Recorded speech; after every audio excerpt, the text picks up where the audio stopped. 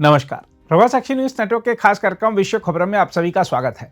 America के राष्ट्रपति Donald Trump ने दावा किया है कि रूस के राष्ट्रपति व्लादिमीर पुतिन ने भीषण ठंड के कारण यूक्रेन की राजधानी कीव और देश के अन्य शहरों पर एक सप्ताह तक हमले नहीं करने पर सहमति जताई है।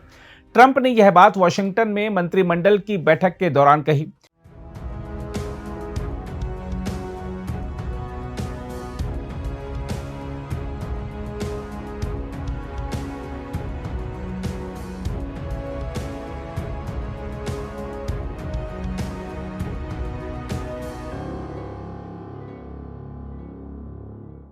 ट्रंप के अनुसार उन्होंने खुद पुतिन से बात कर कीव और आसपास के शहरों पर गोलीबारी और मिसाइल हमले रोकने का अनुरोध किया और पुतिन ने इसे स्वीकार कर लिया।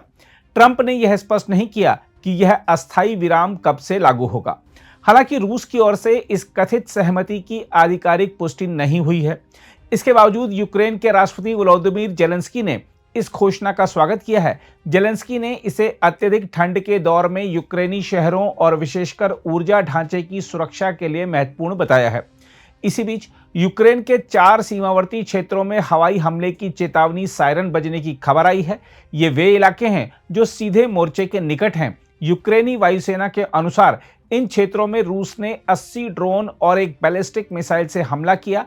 अधिकांश ड्रोन को मार गिराने का दावा किया गया है। हम आपको बता दें कि यूक्रेन की राजधानी कीव में तापमान तेजी से गिरने लगा है और आने वाले दिनों में यह 0 से 24 डिग्री सेल्सियस तक नीचे जा सकता है। पिछले कई सप्ताह से रूस ने यूक्रेन के ऊर्जा ढांचे पर हमले तेज कर दिए हैं। 2022 में पूर्ण पैमाने पर युद्ध शुरू होने के बाद से हर ठंडे मौसम में रूस इसी रणनीति पर चलता रहा है। बिजली घर, ट्रांसमिशन लाइन और ताप संयंत्र लगातार निशाने पर रहते हैं। यूक्रेन के ऊर्जा मंत्रालय के अनुसार कीव सहित कई बड़े शहरों में बिजली आपूर्ति बुरी तरह बाधित है। ओडेसा, खार्किव और दोनेत्स्क जैसे क्षेत्रों में भी लंबे समय तक अंधेरा छाया रहता है। मरम्मत दल 24 घंटे काम कर रहे हैं, लेकिन रूसी हवाई हमले उनकी मेहनत को पल भर में बेकार कर देते हैं। कई जगह बिजली कुछ घंटों के लिए आती है, जिससे लोग केवल उपकरण चार्ज कर पाते हैं। घर गर्म करना लगभग असंभव बना हुआ है।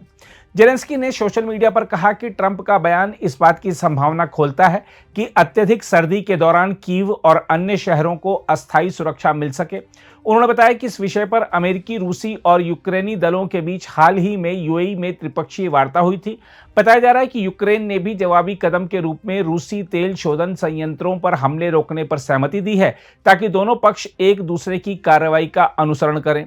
हम आपको बता दें कि पिछले सप्ताह यूएई में हुई बैठक युद्ध शुरू होने के बाद पहली औपचारिक त्रिपक्षीय बातचीत थी।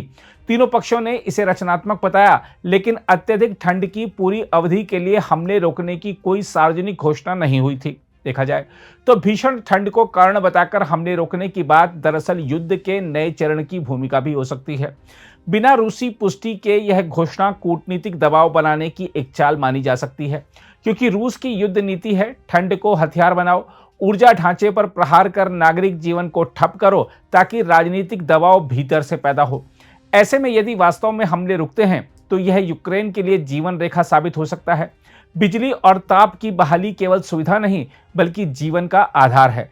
ठंड में अंधेरा और बिना ताप के घर नागरिकों की सहन शक्ति तोड़ देते हैं। सामरिक दृष्टि से यह विराम दोनों पक्षों को पुनर्संयोजन का अवसर भी देता है। रूस अपनी मिसाइल और ड्रोन क्षमता को फिर से जमाने का समय पा सकता है, जबकि यूक्रेन पश्चिमी सहायता के सहारे अपने वायु रक्षा तंत्र को मजबूत कर सकता है। यह भी स्पष्ट है कि मोर्चे के निकट क्षेत्रों में हमले पूरी तरह रुके नहीं हैं, यानी विराम चयनित और नियंत्रित है। अमेरिका की भूमिका यहां निर्णायक दिखती है। ट्रंप इसे व्यक्तिगत कूटनीतिक सफलता के रूप में पेश कर रहे हैं। यह संदेश भी दिया जा रहा है कि वाशिंगटन चाहे तो युद्ध की तीव्रता को प्रभावित कर सकता है। इससे रूस पर नैतिक दबाव बनता है और वैश्विक मंच पर अमेरिका की मध्यस्थ छवि उभरती है। लेकिन अतीत का अनुभव चेतावनी भी देता है। अस्थायी युद्ध विराम अक्सर भरोसे की बजाय अविश्वास को जन्म देते हैं। यदि यह समझौता टूटता है तो ठंड से जूझ रहे यूक्रेनी नागरिकों पर इसका मनोवैज्ञानिक आघात और गहरा होगा। इसलिए असली कसौटी शब्दों की नहीं, जमीन पर दिखने वाली शांति की है। बहरहाल, यदि ठंड के नाम पर थोड़ी भी राहत मिलती है तो यह मानवता की जीत होगी, पर यदि यह केवल रणनीतिक विराम निकला तो आने वाले दिन और भी कठोर हो सकते हैं। वैसे यूक्रेन की ठिठुरती रातें दुनिया से केवल सहानुभूति नहीं बल्कि ठोस और भरोसेमंद शांति की मांग कर रही हैं। अगर आप भी लेना चाहते हैं देश दुनिया की तमाम जानकारी तो आज ही सब्सक्राइब करें हमारे चैनल को। साथ ही नीचे दिए बेल आइकन को जरूर दबाएं ताकि हर अपडेट आप तक पहुंच सके।